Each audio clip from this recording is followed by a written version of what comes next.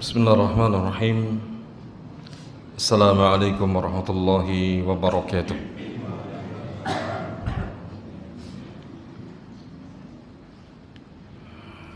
Alhamdulillahi ala ihsanih wa syukru lahu ala taufiqihi wa amtinanih. Ashhadu an la ilaha illallah wahdahu la syarika lah ta'ziman li sya'nih. وأشهد أن نبينا محمدا عبده ورسوله الداعي إلى رضوانه الهادي إلى إحسانه صلى الله عليه وعلى آله وأصحابه وإخوانه وسلم تسليما كثيرا. أما بعد، اللهم علمنا ما ينفعنا وانفعنا بما علمتنا وزدنا علما. Ikhwatal iman, hadirin wal hadirat jamaah salat maghrib yang kemuliakan. Alhamdulillah, di kesempatan yang mulia ini Allah subhanahu wa ta'ala telah melimpahkan kepada kita karunia-Nya serta taufiknya sehingga kita dimudahkan untuk bersua kembali di majlis yang kita cintai ini, majlis yang kita rindukan, majlis yang semoga menjadi sebab kita mendapatkan ridhonya dan jalan mudah untuk meraih surganya. Maka alhamdulillah kita hadir kembali di majlis ilmu untuk kembali mengkaji tentang prinsip-prinsip dasar di dalam bermanhaj salaf. Maka kita masih mempelajari pada prinsip yang kedua terkait dengan mengagungkan tauhid.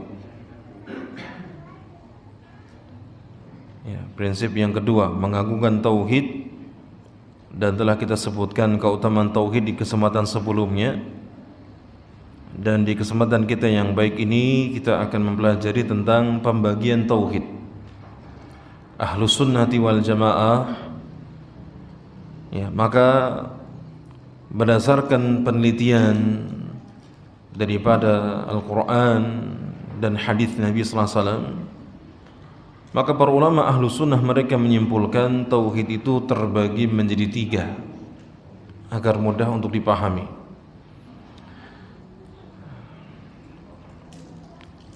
Hakikatnya tauhid itu satu. Kita dalam mengerti Allah Ta'ala maka sempurna, tidak berbilang-bilang, tidak berkotak-kotak. Namun kenapa kemudian para ulama ketika mereka menyimpulkan dalil-dalil pada Al-Quran dan hadis lalu kemudian membagi ada 3? Karena yang pertama kali membagi-bagi tauhid itu adalah orang-orang musyrik. Mereka lah yang kemudian tidak seutuhnya di dalam mentauhidkan Allah Subhanahu wa Ta'ala. Oleh karenanya di dalam Al-Quran ataupun hadis Nabi sallallahu alaihi wasallam, ya, muncullah ya pembagian ini karena perilaku daripada orang-orang musyrik. Kita tahu dalam banyak ayat Al-Quran ataupun hadis Nabi sallallahu alaihi wasallam, orang-orang musyrik, orang-orang kafir yang diperangi oleh Rasulullah SAW, al-kufarul ladzina qatalahum Rasulullah SAW, mereka itu apa? Muqirrun, menetapkan, mengakui bahwasanya Allah Ta'ala itulah sang pencipta, pemberi rezeki, menghidupkan, mematikan, bahkan yang mengatur segala urusan. Ini kan namanya tauhid, ya, karena menjadikan Allah sebagai satu-satunya pencipta, pemberi rezeki, yang menghidupkan, yang mematikan. Mengimani bahwasanya Allah Ta'ala itu yang mengatur segala urusan yang ada di alam semesta ini. Ini kan tauhid. Tapi kemudian dikatakan walam yudkhilhum dzalika fil Islam. Namun hal tersebut tidak menjadikan mereka masuk Islam. Kenapa? Karena mereka tidak seutuhnya mentauhidkan Allah Subhanahu wa Ta'ala, hanya dalam satu sisi. Maka dengan kita memahami 3 pembagian tauhid ini, kita akan bisa seutuhnya di dalam mentauhidkan Allah Subhanahu wa taala.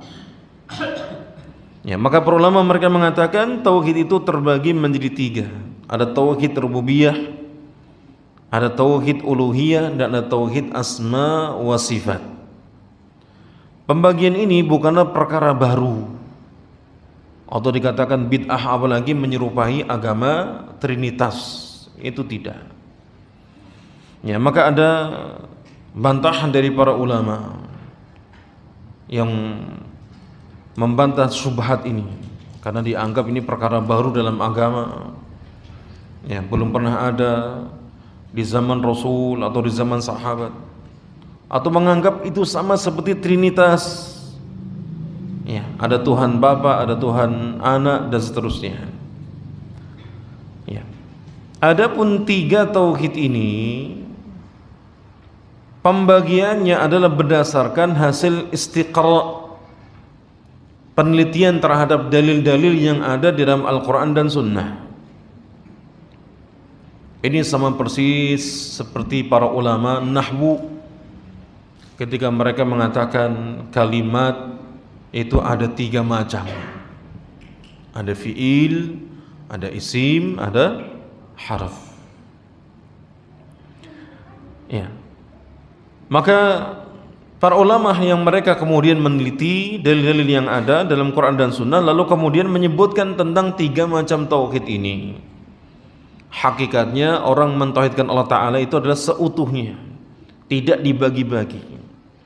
Maka manusia yang pertama kali membagi-bagi tauhid itu adalah orang musyrik itu sendiri. Itulah yang diceritakan dalam Al-Quran. Ya, kenapa mereka itu kok tidak dinyatakan Islam, beriman, padahal mereka mengakui Allah sebagai satu-satunya pencipta, pemberi rezeki, yang menghidupkan, mematikan, yang mengatur seluruh urusan. Ternyata mereka di sisi yang lain tidak utuh di dalam bertauhid. Mereka berbuat syirik di dalam memurnikan ibadah kepada Allah Ta'ala. Mereka beribadah kepada selain Allah, di samping juga beribadah kepada Allah, termasuk dalam penyimpangan nama dan sifat Allah Ta'ala. Terkait penyebutan tentang tiga macam tauhid ini dalam Al-Quran, maka bisa kita lihat dalam surah Maryam di ayat ke-65. Ini kalau orang-orang yang ngaku sunni, ahlu sunnah, yang mengenal tentang pembagian tiga tauhid ini, dia harus hafal nih surah Maryam ayat 65. Ya. Di dalam surah Maryam ayat 65, Allah Ta'ala menggabungkan tiga macam tauhid. Tentunya ini adalah hasil istiqra', penelitian para ulama. Maka siapa yang mencermatinya, dia akan menemukan, oh ini namanya tauhid rububiyah, oh ini namanya tauhid uluhiyah, ini tauhid asma wa sifat. Ya. Allah mengatakan dalam ayatnya, Rabbus samawati wal ardi wa ma bainahuma fa'budhu wastabir li'ibadatihi hal ta'lamu lahu samiyah. Tuhan yang menguasai langit dan bumi dan apa saja yang di antara keduanya, maka sembahlah Dia dan berteguh hatilah dalam beribadah kepadanya. Apakah engkau mengetahui ada seorang yang sama dengan Dia yang patut disembah? Ayat ini, kalau kita memahami tentang pembagian tiga tauhid tersebut, rububiyah, uluhiyah, asma dan sifat, maka kita akan menemukan kalimat Rabbus samawati wal ardi wa ma bainahuma, itu adalah menunjukkan tauhid rububiyah, keesaan Allah dalam perbuatannya. Karena tauhid rububiyah ini adalah mengesahkan Allah dalam perbuatan-perbuatan Allah. Allah satu-satunya pencipta, pemilik, pengatur yang ada di alam semesta ini, namanya tauhid rububiyah. Maka kalimat Rabbus samawati wal ardi wa ma bainahuma itu menunjukkan tauhid rububiyah.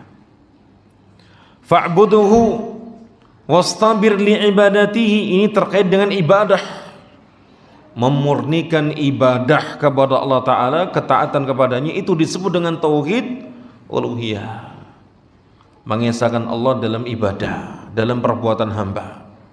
Maka dia salat hanya untuk Allah, dia berkorban hanya untuk Allah. Ya. Ini disebut dengan tauhid uluhiyah. Kemudian hal ta'lamullahu samiyya, apakah engkau mengetahui sesuatu yang serupa dengannya dalam nama dan sifat? Ini berarti menunjukkan tauhid asma wa sifat. Maka dalam surah Maryam digabungkan 3 macam tauhid tersebut. Surah Maryam ayat keberapa tadi?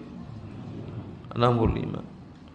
Bahkan dalam surah Al-Fatihah yang menjadi induknya Al-Quranul Karim, yang demi untuk mentafsirkan isi Al-Fatihah ini Allah turunkan 113 surat, 6.000-an ayat. Itu semua untuk menjelaskan daripada kandungan yang ada dalam surah Al-Fatihah. Bahkan di akhir surah dalam Al-Quran, itu surah An-Nas, itu pun juga ada di sana kandungan tentang 3 tauhid ini. Jadi seakan-akan hal itu mengisyaratkan bahwa kandungan Al-Quran semuanya adalah tauhid, dari awal surat hingga akhir surat. Ya, maka perlu mereka mengatakan Allah itu membuka kitabnya dengan suratul Fatihah yang berisi tentang pentingnya tauhid, dan menutup kitabnya dengan surah An-Nas yang berisi pula tentang pentingnya tauhid. Maka ini menunjukkan hikmah yang agung, bahwa wahai sekalian manusia, sebagaimana kalian hidup di atas tauhid, maka wajib bagi kalian mati di atas tauhid. Ya. Kalau orang dia bisa hidup di atas tauhid, maka matinya wajib di atas tauhid. Tauhid yang benar, bukan tauhid yang salah, yang menyimpang. Tauhid yang diiringi dengan pemahaman, bukan tauhid yang sekedar diucapkan. Ada seorang guru akidah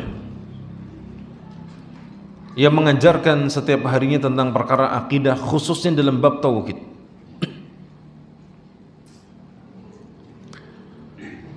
Sehingga kemudian murid-muridnya itu sangat sayang dengan guru tersebut. Alhasil murid-muridnya itu berencana untuk memberikan hadiah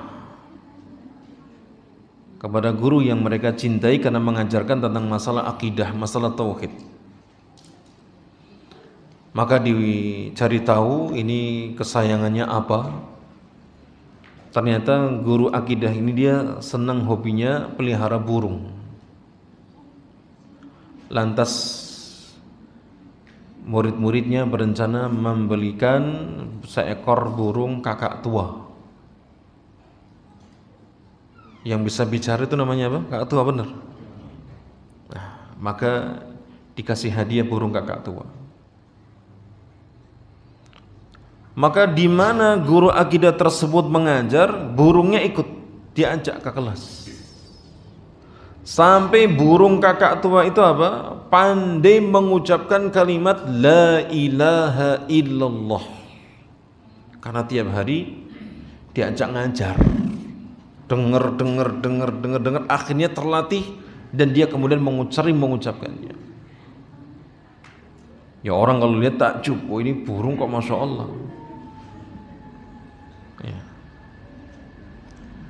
Suatu hari sang guru akidah ini tidak masuk kelas. Maka murid-muridnya mencari tahu ini kenapa. Ini karena guru sayang. Karena kalau murid udah sayang guru tuh gurunya ndak boleh absen kan gitu.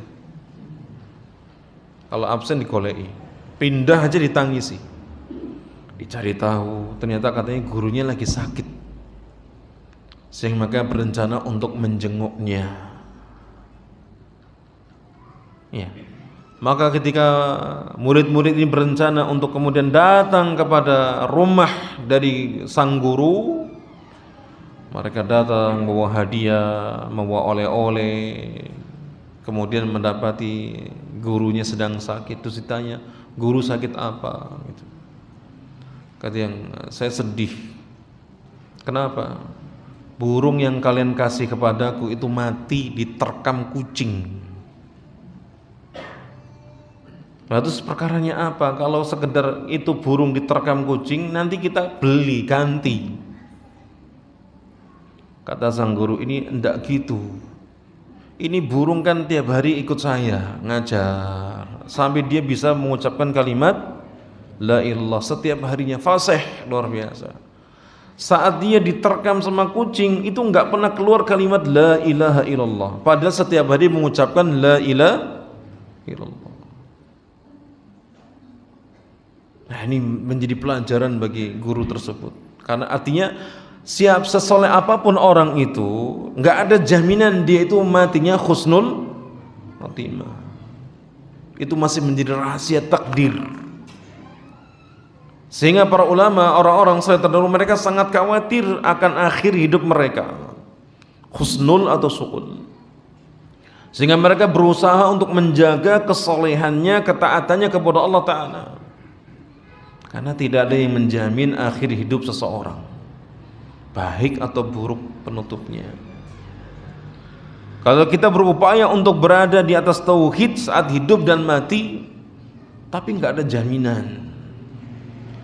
Ya, berapa banyak orang-orang yang mereka diuji sampai mendapatkan gelar ya doktor dalam bidang akidah, itu pun sampai menjadi ateis. Dulu saya termasuk orang yang mengingkari, tidak mungkin lah orang kalau sudah kenal sunnah kok dia masuk ke dalam bid'ah. Tidak mungkin lah orang kalau sudah masuk pada mengenal akidah yang benar, ya dia akan kemudian masuk pada akidah yang sesat. Ya. Tapi ternyata dunia itu selalu berputar. Hari ini ada orang yang memeluk Islam, nanti ada orang Islam yang keluar dari keislamannya. Hari ini ada orang yang berbondong-bondong masuk ke dalam sunnah Nabi sallallahu alaihi wasallam. Ya, nanti jangan takut, jangan kaget kalau ada orang yang kemudian mereka keluar dari atau berpaling dari sunnah Nabi sallallahu alaihi wasallam. Maka ini enggak ada jaminan jamaah sekalian dirahmati Allah Ta'ala. Ya, oleh karenanya kita harus senantiasa memohon ya kepada Allah Subhanahu wa taala agar memberikan akhir hidup yang baik. Mati di atas Islam, di atas sunnah, di atas tauhid. Ini menjadi kewajiban, terus doa yang terus kita panjatkan.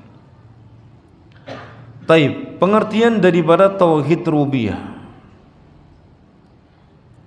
Tauhid rububiyah ini adalah meyakini dengan sebenar-benarnya bahwa Allah itu satu-satunya pencipta, penguasa, pemberi rizki, menghidupkan, mematikan, dan sebagainya. Ini disebut dengan tauhid rububiyah.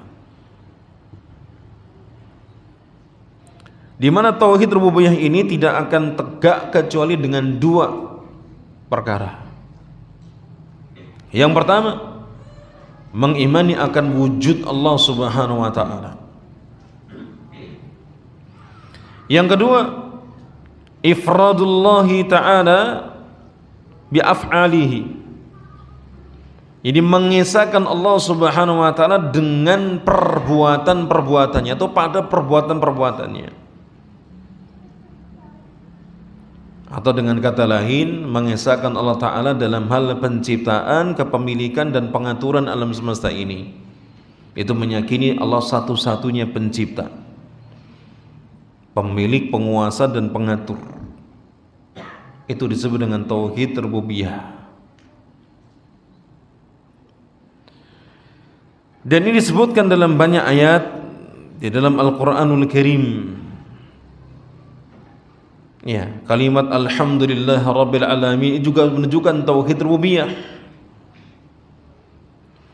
Di dalam surah At-Taubah ayat 116 Allah mengatakan innallaha lahu mulkus samawati wal ard yuhyi wa yumit wa ma lakum min dunillahi min waliyyin wala nasir. Sesungguhnya milik Allah kerajaan langit dan bumi, dialah yang menghidupkan dan mematikan, dan sekali-kali tidak ada pelindung dan penolong bagimu selain Allah. Ini dalil akan tauhid rububiyah. Allah yang memiliki langit dan bumi, Allah yang menciptakan keduanya, Allah yang juga kemudian mengaturnya. Tentang tauhid rububiyah ini diyakini oleh semua orang, baik muslim ataupun kafir. Ya. Wala in sa'altahum man khalaqas samawati wal arda la yaqulunna Allah. Qul alhamdulillahi bal aktsaruhum la ya'lamun. Dalam surah Luqman di ayat ke-25, Allah Subhanahu wa taala menegaskan, hai Muhammad, jika engkau bertanya kepada mereka orang-orang kafir musyrikin Quraisy, siapakah yang menciptakan langit dan bumi? Pasti benar-benar mereka itu akan mengatakan itu adalah Allah. Qul alhamdulillah, ucapkanlah segala puji bagi Allah Ta'ala. Bal aktsaruhum la ya'lamun, tetapi kebanyakan mereka tidak mengetahui. Artinya tidak ada yang mengingkari tauhid rububiyah ini kecuali hanya orang sombong. Itu orang-orang ateis yang tidak mau bertuhan, yang tidak mengakui keberadaan Tuhan. Tetapi sekedar meyakini tauhid rububiyah ini tidak memasukkan orang ke dalam Islam, hingga dia mengimani tauhid yang diseru oleh seluruh para nabi dan rasul, dari Nabi Nuh alaihissalam hingga Rasulullah. Itu tauhid uluhiyah. Ya. Maka perseteruan antara nabi dengan kaumnya, antara orang beriman dengan orang kafir, orang musyrikin, itu adalah perkara tauhid uluhiyah, bukan rububiyah. Tapi dalam perkara tauhid uluhiyah. 6. Maka apa saja, ada enggak yang membatalkan tauhid rububiyah? Ada. Para ulama menyebutkan tauhid rububiyah itu bisa dirusak, bisa menjadi batal dengan ia melakukan salah satu dari 3 perkara. Yang pertama, mengingkari wujud Allah secara nyata, yaitu seperti orang-orang ateis yang tidak mengakui adanya wujud Tuhan.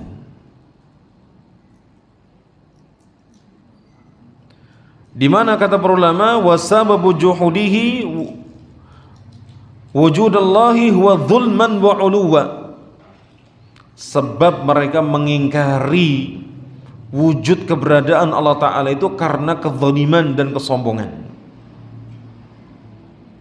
Ya, jadi tidak ada alasan bagi orang ateis kenapa mereka kok mengingkari keberadaan Tuhan di bumi ini atau di alam semesta ini, kecuali karena 2 sebab, zalim dan karena mereka sombong. Jadi tidak ada yang mengingkari tauhid rububiyah kecuali orang-orang yang seperti ini. Yang kedua, menetapkan adanya selain Allah yang dia itu berbuat seperti Allah, seperti mencipta, memiliki, ataupun mengatur.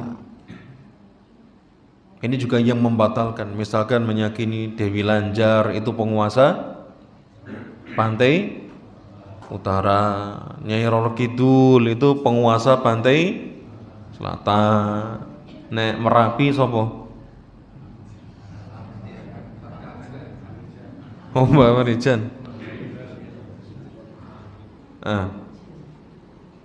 Gunung misalkan ada yang meyakini Gunung Semeru, ada yang meyakini penguasa. Kalau ada orang yang dia meyakini ada penguasa, pemilik, pencipta selain Allah di alam semesta ini, berarti dia telah merusak tauhid rububiyahnya. Meyakini yang menjadikan padi itu panen dan tidaknya siapa? Dewi Sri. Ya. Kan masih ada itu keyakinan demikian. Sehingga kalau mereka menanam padi, ya, agar panennya sukses, ngapain? Pasang sajin, ya, dan seterusnya. Ini merusak tauhid rububiyahnya.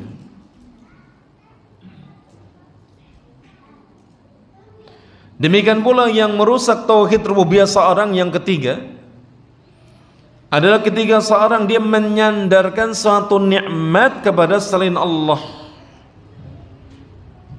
dari sisi keberadaannya, ya, jadi meniadakan kuasa Allah di dalam memberikan nikmat.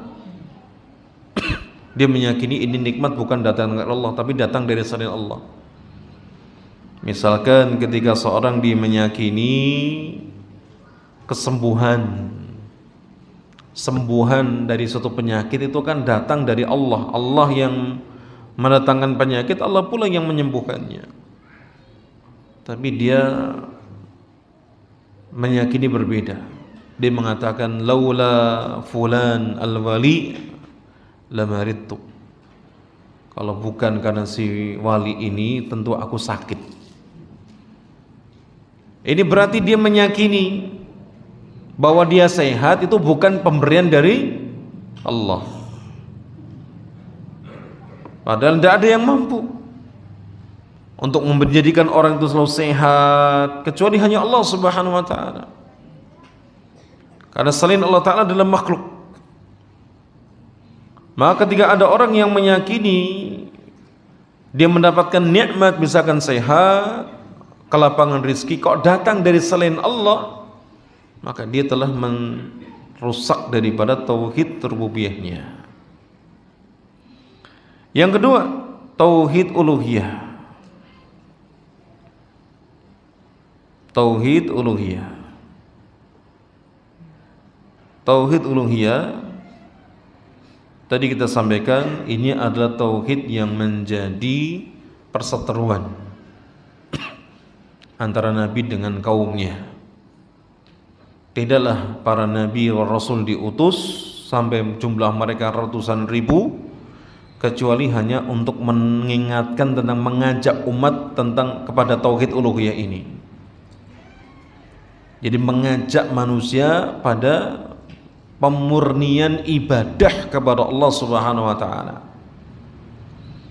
Ya, karena sejak zaman Nabi Nuh alaihi salam itu terjadi yang namanya ya, kesyirikan, menyekutukan Allah dalam hal ibadah. Antara zaman Nabi Adam hingga 10 kurun itu tidak terjadi kesyirikan. Semuanya di atas tauhid, mengesahkan Allah Ta'ala dalam ibadah. Namun setelah 10 kurun ini lewat, tepatnya di zaman Nabi Nuh, orang-orang kemudian mereka mulai melakukan kesyirikan dalam hal ibadah, di mana mereka kaumnya Nabi Nuh ini adalah manusia pertama, sehingga perlu mengatakan persamaan antara Nabi Nuh dengan Rasulullah Muhammad ini apa? Sama-sama diutus ke seluruh umat manusia. Bedanya kalau Nabi Nuh itu awal manusia, awal zaman, ya jumlahnya masih sedikit. Adapun Rasulullah SAW itu akhir zaman. Tapi bukan diutus kepada kaum, bukan, tapi ke seluruh manusia di zaman itu. Itu Nabi Nuh alaihissalam. Dan kaumnya Nabi Nuh ada yang umurnya panjang, ada yang umurnya pendek. Yang umurnya pendek sebelum mati itu mesti memberikan wasiat.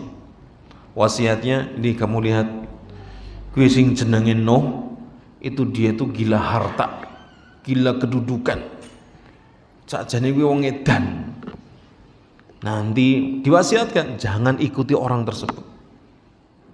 Ditunjukkan si Nuh, Nabi Nuhnya ditunjukkan ini orangnya. Ya. Semua anak keturunannya diajak untuk mengingkari, menjauhi Nabi Nuh alaihissalam. Itu kalau yang umurnya pendek. Yang umurnya panjang terus menerus mereka akan mengingkari dakwahnya Nabi Nuh alaihissalam, menutup mata dengan menutupkan dengan kain ke mukanya atau menutup telinganya dengan telunjuknya supaya enggak dengar sama sekali. Dan dosa yang mereka lakukan ini yang paling besar adalah terkait dengan kesyirikan dalam ibadah. yaitu merusak tauhid uluhiyahnya. Tauhid uluhiyah ini adalah mengesahkan Allah Subhanahu wa taala, memurnikan seluruh macam ibadah hanya untuk Allah semata. Ya, baik ibadah lisan, ibadah hati ataupun anggota badan yang lainnya. Maka tauhid inilah yang menjadi kandungan dari makna tauhid la ilaha illallah. Jadi kalimat tauhid la ilaha illallah, maka la ilallah bukan diartikan tidak ada pencipta, tidak ada yang menghidupkan selain Allah. Ini enggak benar. Ini tauhid rububiyah. Kalau diartikan tidak ada pencipta, tidak ada pengatur, tidak ada yang menghidupkan, matikan, kecuali hanya Allah Ta'ala, itu pengertian tauhid rububiyah. Adapun la ilaha illallah, maka di kandungan dalam kalimat ini adalah berisi tentang tauhid, memurnikan Allah dalam ibadah. Kalau diartikan tidak ada Tuhan selain Allah, ini kurang sempurna. Karena kalau diartikan tidak ada Tuhan selain Allah, berarti semua yang disembah di muka bumi ini adalah Allah. Nyatanya ketika Nabi SAW diutus di Quraisy Arab, maka mereka itu beragam di dalam beribadah. Minhum man ya'budu syamsa wal qamar, ada yang menyembah matahari dan rembulan.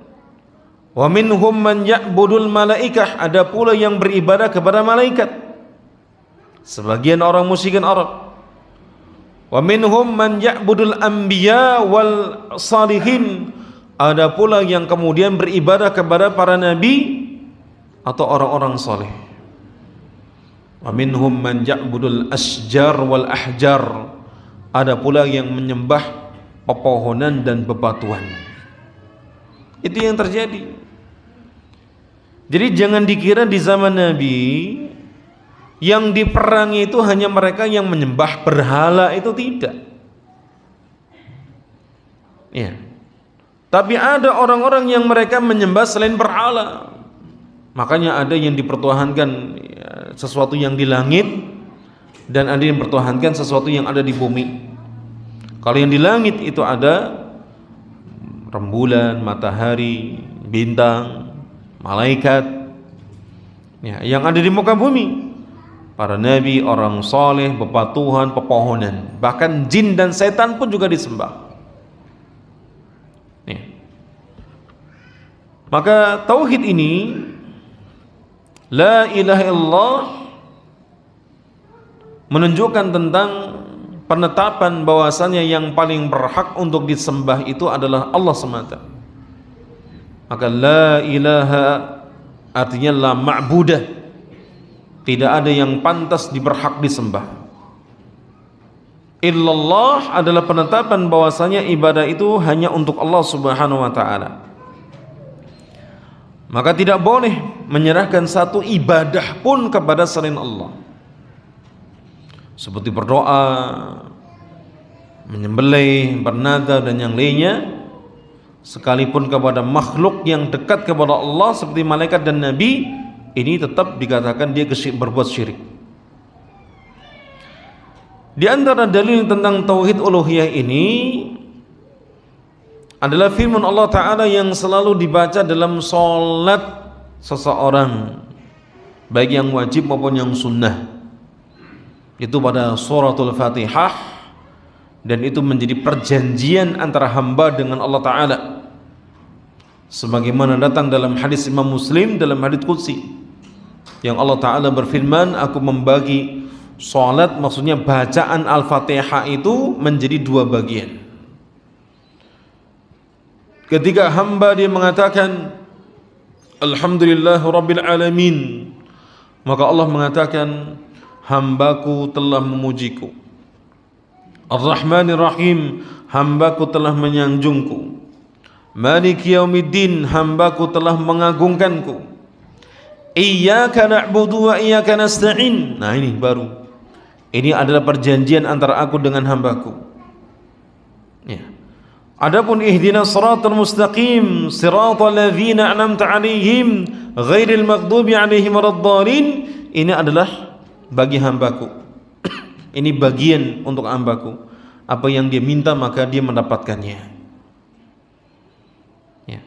Pada kalimat iyyaka na'budu wa iyyaka nasta'in, maka di sana ada bentuk pembatasan, membatasi hanya kepada Engkau kami itu beribadah dan hanya kepada Engkau kami meminta pertolongan. Ya, maka ini dalil tentang tauhid uluhiyah. Tapi hati-hati ketika cara membacanya itu keliru. Syekh Abdul Razak bin Abdul Muhsin menjelaskan dalam penafsiran kalimat iyyaka na'budu wa iyyaka nasta'in ini, ketika iyyaka, iya-nya tidak ditasydid, dihilangkan sehingga dibacanya iyyaka, iyyaka, itu artinya dha'us syams, sinar matahari. Ya. Jadi ketika orang dia membacanya tanpa ada penekanan tasydid pada ya, dhamir yang muttasil, yang kedudukannya mansub karena dia menjadi maf'ul yang muqaddam, maf'ul bih yang muqaddam, maka itu fatal. Ya. Dia seharusnya mengatakan iyyaka na'budu wa iyyaka nasta'in, tapi mungkin karena kecepatan atau terpengaruh dengan irama, ya, atau dengan nada dan seterusnya, dia mengatakan iyyaka na'budu wa iyyaka nasta'in. Artinya apa? Kami beribadah dan minta pertolongan kepada sinar matahari. Membatalkan tauhid, padahal ini ayat tauhid uluhiyah. Tapi ketika membacanya tidak benar, fatal. Makanya setiap kita itu wajib talqin, tashih tentang surah Al-Fatihah. Itu wajib. Jadi selalu diperbaiki bacaan kita, khususnya bacaan, karena kalau bacaan salat Al-Fatihah dalam salat itu sunnah, kekurangannya, ketidaksempurnaannya itu masih dimaafkan. Tapi kalau Al-Fatihah ini bisa merusak salat. Bahkan kalau kita diimami dengan imam yang tidak benar Al-Fatihahnya dan kita tahu, wajib mengulang, batal salat kita. Tapi tidak boleh batalin, jadi ikut sampai selesai, begitu salam baru kita kemudian mengulang, mengqadha'nya. Ya. Dan ini wajib bagi kita para takmir untuk memilih imam yang pas. Imam dipilih itu yang pertama karena bacaannya, bukan nadanya, iramanya, suaranya bagus, suaranya bukan. Tapi yang dilihat adalah bagaimana penempatan makhraj, sifatul huruf, demikian pula hukum-hukum yang lain. Dan dia mengerti tentang al-waqf wal ibtida, itu menjadi sempurna baginya menguasai ilmu tajwid. Itu yang paling penting. Baru kemudian dilihat dari sisi banyaknya hafalannya. Ya, kalau ada orang banyak hafalan tapi makhrajnya ngalor ngidul nggak gena, matnya juga nggak gena, rusak semuanya.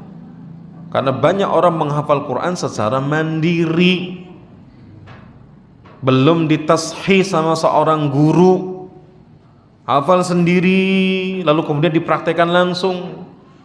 Ya, di rumah nggak dipakai. Ya, salat sunnah nggak dipakai, murojaah kurang kuat, murojaah itu harus di depan guru, harus disimak oleh orang lain. Ini ndak mandiri, akhirnya begitu jadi imam fatal.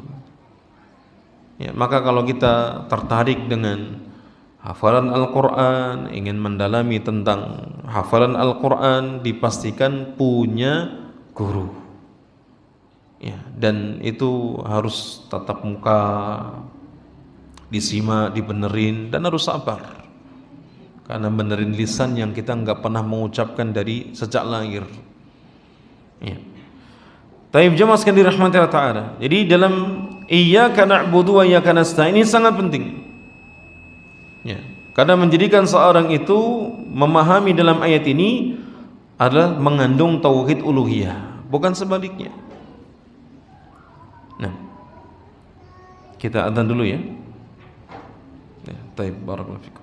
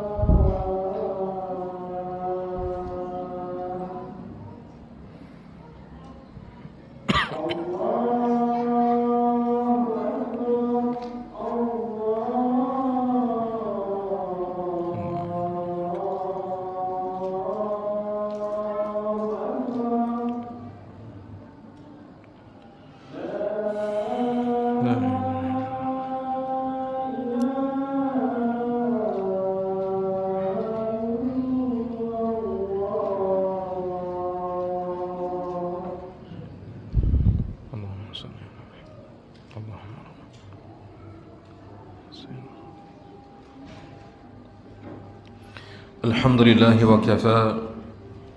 Summa salatu wassalamu ala nabiyil mustafa wa ala alihi wa ashabihi wa man iqtafa, amma ba'du. Hadirin yang kami muliakan,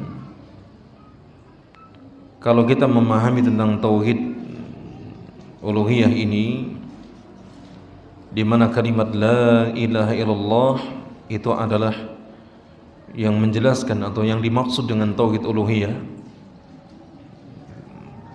Maka siapa yang mengucapkan la ilaha illallah lalu kemudian mewujudkannya dengan hanya ibadah kepada Allah Ta'ala, berarti dia telah memeluk Islam. Sehingga yang membedakan antara muslim dengan bukan muslim, antara orang yang beriman dengan orang kafir, itu adalah pada tauhid uluhiyahnya. Ya, para rasul kemudian diutus, kemudian kitab-kitab diturunkan, maka untuk menjelaskan tentang ini, tentang tauhid uluhiyah. Ya, sebagaimana yang katakan dalam surah An-Nahl di ayat 36, wa laqad ba'atsna fi kulli ummatin rasulan an i'budullaha wastanibut taghut. Dan sungguh telah kami mengutus, ya, pada setiap umat itu rasul untuk menyeru sembahlah Allah semata dan jauhilah taghut.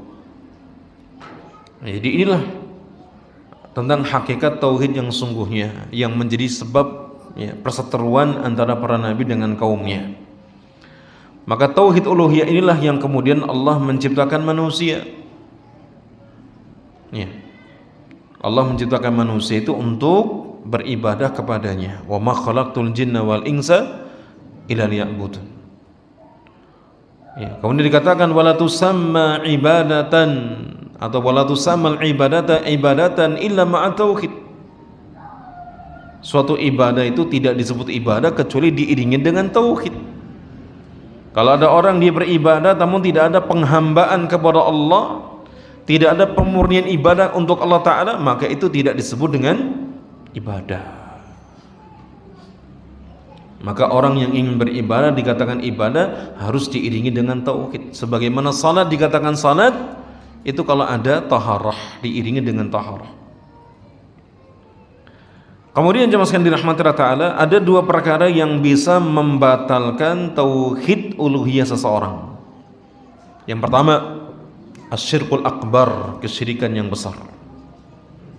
Ini adalah yang merusak, membatalkan daripada asal tauhid uluhiyah seorang.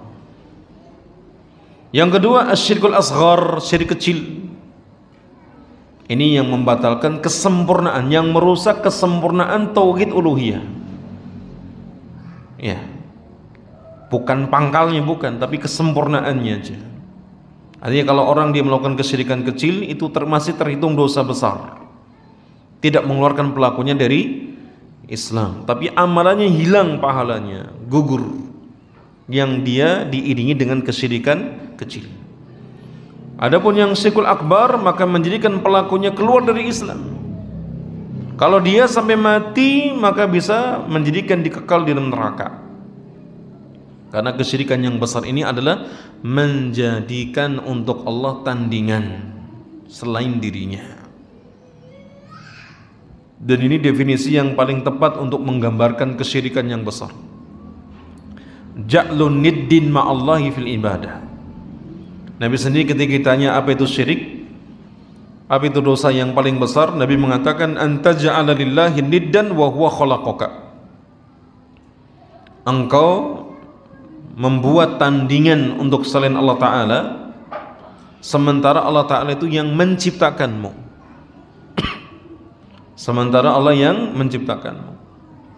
Aturannya ketika orang dia mengetahui Allah penciptanya yang memberikan rizki kepadanya, maka dia yang paling berhak untuk diibadahi.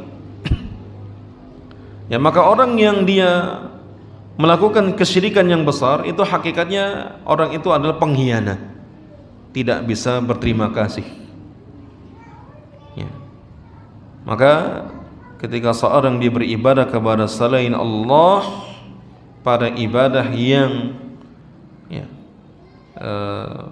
ditujukan hanya untuk Allah Ta'ala, maka ini termasuk di antara bentuk kesyirikan yang besar, yang menjadikan pelakunya itu bisa keluar dari Islam, hancur seluruh amalannya, dan bisa terancam kekal di neraka.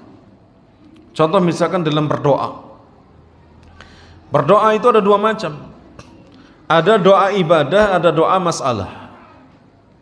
Yang dimaksud dengan doa ibadah itu adalah orang melakukan ketaatan baik untuk tujuan tertentu. Misalkan dia salat, puasa, zakat, haji, umrah, tujuannya apa? Saya ingin diampuni dosa saya. Saya ingin masuk surga. Saya ingin dijauhkan dari neraka. Saya ingin mendapatkan ketinggian derajat. Itu namanya doa ibadah. Kalau doa ibadah ini dipalingkan kepada selain Allah, maka dia terjatuh dalam dosa kesyirikan yang besar. Ya, misalkan ada orang sholat tapi untuk selain Allah, dia sampai sujud kepada selain Allah. Ini berarti dia meminta sesuatu kepada selain Allah, menjadikan ibadahnya itu untuk selain Allah. Adapun dalam doa yang sifatnya masalah yang meminta, ya, maka para ulama mereka memberikan perincian. Kalau dimohon sesuatu kepada selain Allah pada perkara yang tidak dimampui kecuali hanya Allah, misalkan minta kesembuhan, minta rezeki, ya, maka yang seperti ini dia telah terjatuh dalam syirik besar. Dia datang ke kuburan si wali tertentu, ternyata palsu, ya, diminta langsung kesembuhan, padahal itu yang hanya menyembuhkan yang bisa hanya Allah Ta'ala. Maka doa masalah yang seperti ini dia terjatuh dalam kesyirikan yang besar. Minta rizki, minta jodoh kepada selain Allah Ta'ala, datang musim paceklik dan seterusnya, minta kepada selain Allah Ta'ala, maka ini dia terjatuh dalam syirkul akbar.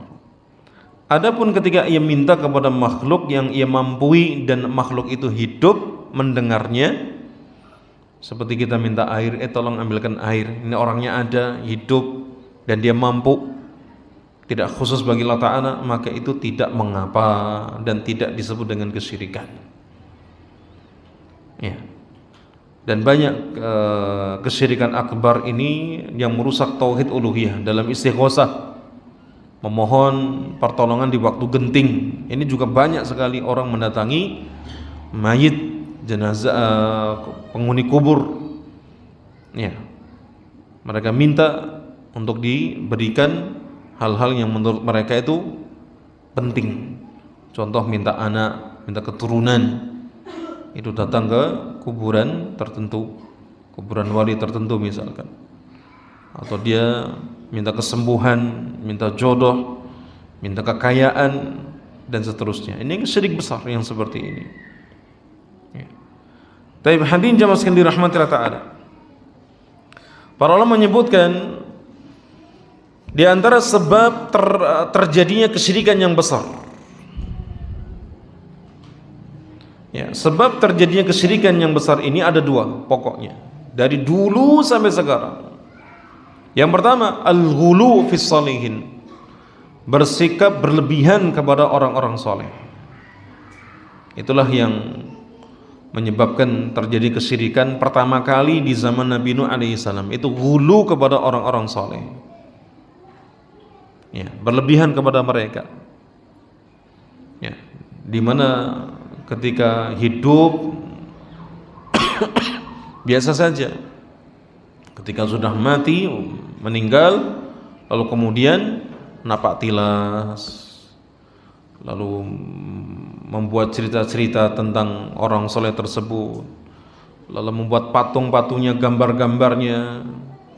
Itu kalau lagi lemah ibadahnya, lihat gambar foto-fotonya, lalu semangat lagi dengan ibadah mereka, sampai akhirnya ganti generasi, syaitan membisiki, ya, kemudian hilanglah ilmu, akhirnya patung-patung itu disembah. Jadi ini karena ghulu kepada orang-orang soleh, ya. Maka patung-patung, berhala-berhala yang menjadi Tuhan-Tuhan selain Allah di zaman Nabi Nuh, semuanya adalah orang soleh yang dulunya mereka taat beribadah kepada Allah Ta'ala.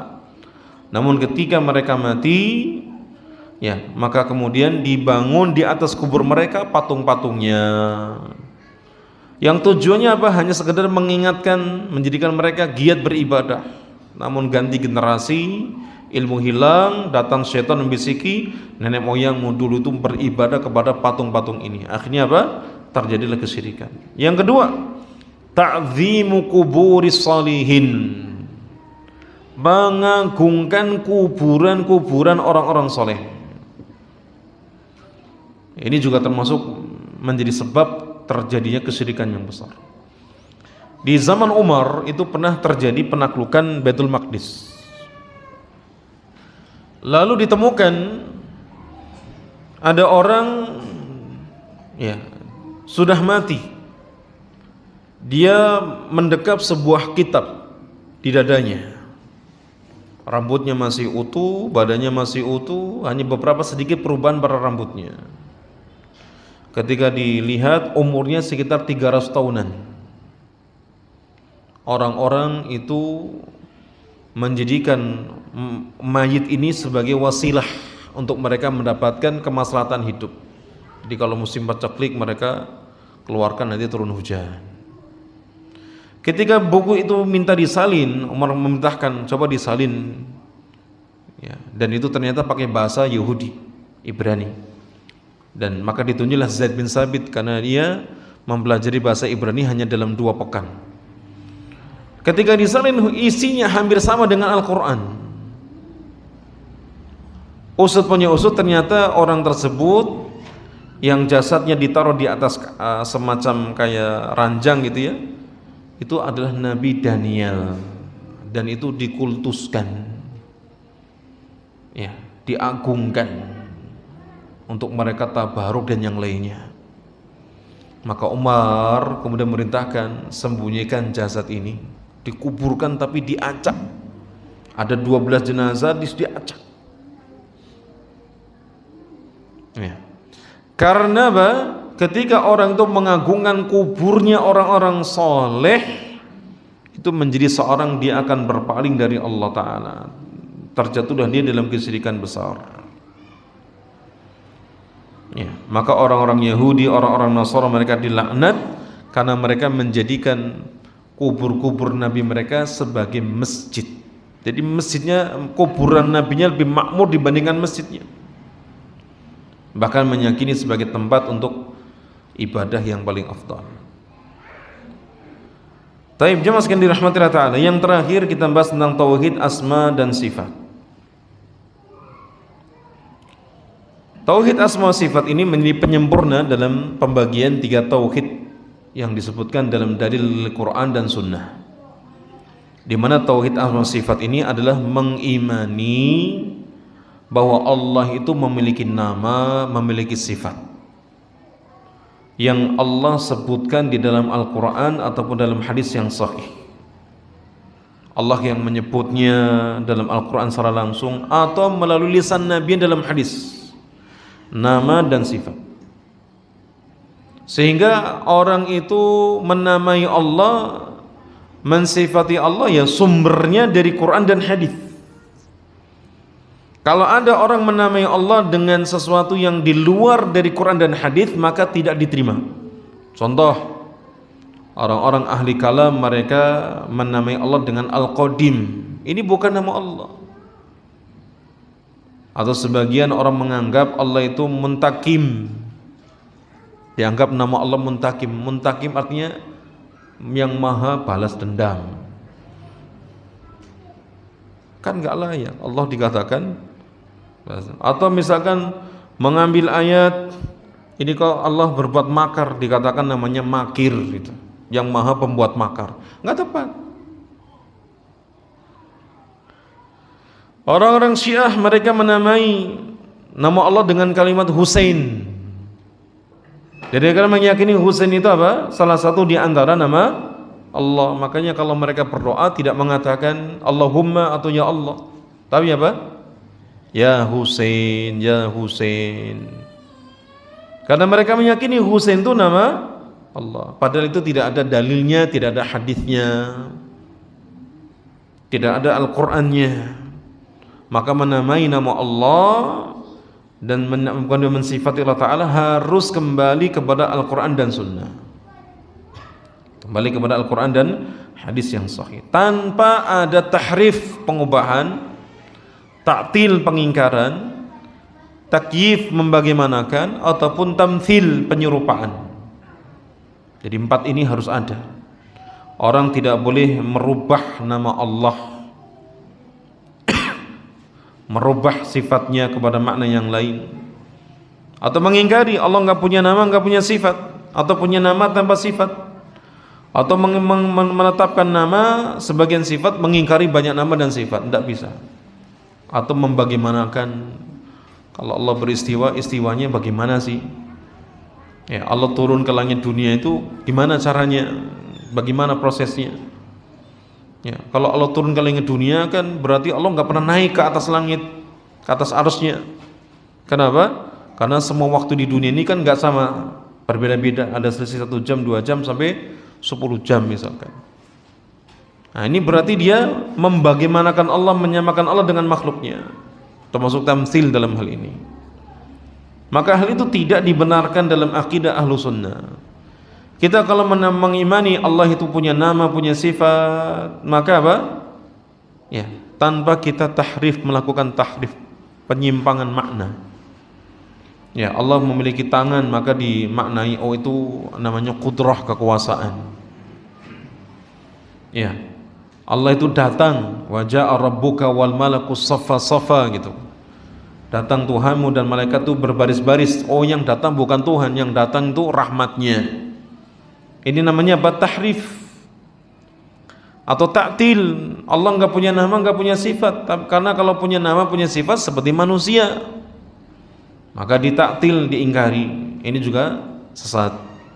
Atau ta'if, membagaimanakan, ataupun tamthil, menyerupakan Allah dengan makhluknya atau sesuatu yang lain. Dalam surat Asy-Syura ayat ke-11 Allah menegaskan, laisa kamitslihi syai'un wa huwas samiul basir. Tidak ada yang serupa dengannya, sementara Dia Allah Ta'ala Maha mendengar lagi Maha melihat. Kalimat laisa kamitslihi syai'un, hakikatnya ayat ini menjadi bantahan bagi golongan orang-orang yang mudah menyerupakan sifat Allah kepada makhluk. Tidak ada sesuatu yang serupa dengannya, itu bantahan kepada golongan musyabbihah atau mujassimah yang menyerupakan Allah dengan makhluknya. Wa huwas samiul basir, Allah itu Maha mendengar lagi Maha melihat. Ini menjadi bantahan bagi golongan Mu'attilah. Itu orang-orang yang mereka itu mengubah atau mengingkari sifat Allah. Ada Mu'attilah, ada Muharrifah. Ya. Ketika Allah mengatakan laisa kamitslihi syai' wa huwas samiul basir, hakikatnya Allah ingin mengabarkan Allah itu tidak ada yang serupa dengannya, karena syarat untuk menjadi Tuhan itu ada 4. Syarat untuk dikatakan sosok Tuhan itu ada 4, sebagaimana disebutkan dalam surah Al-Ikhlas. Ahad, Samad, lam yalid wa lam yulad wa lam yakun lahu kufuwan ahad. Itu syarat mutlak menjadi Tuhan. Salah satu syarat ini enggak terpenuhi, bukan Tuhan.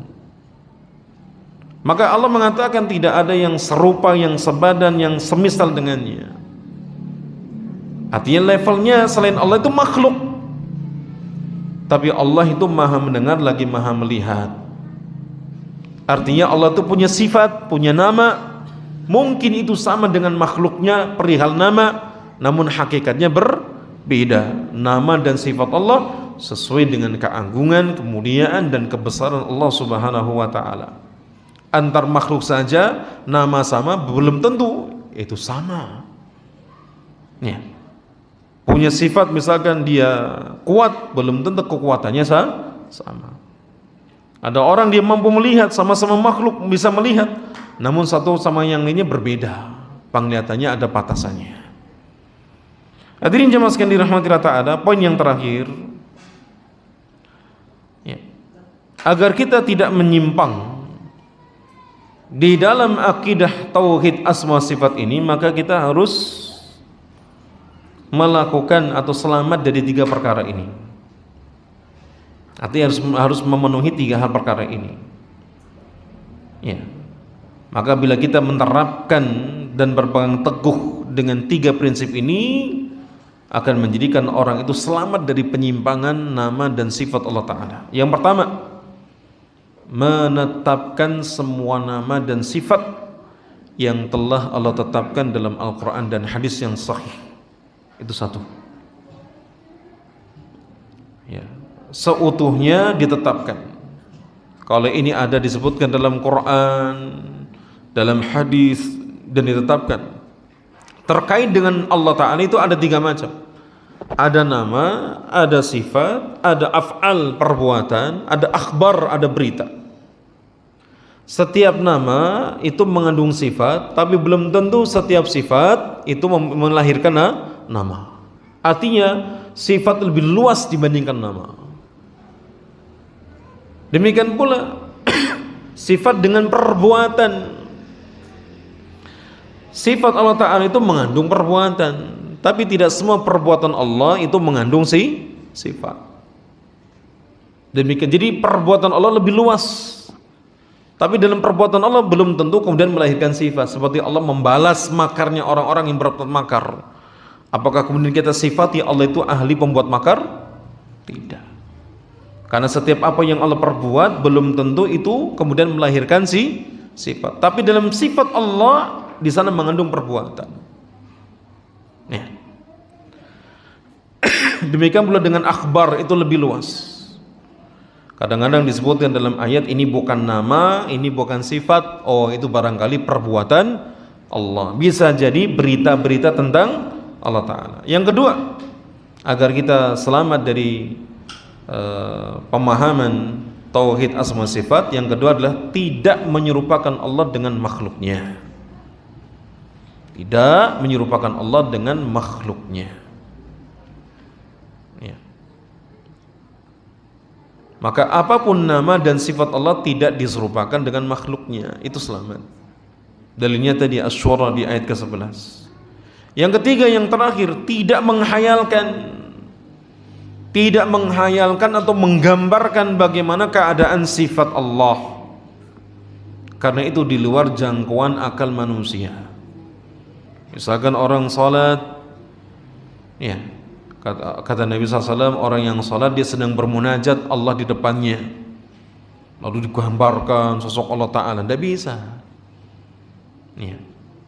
Atau Allah itu turun ke langit dunia di sepertiga malam terakhir,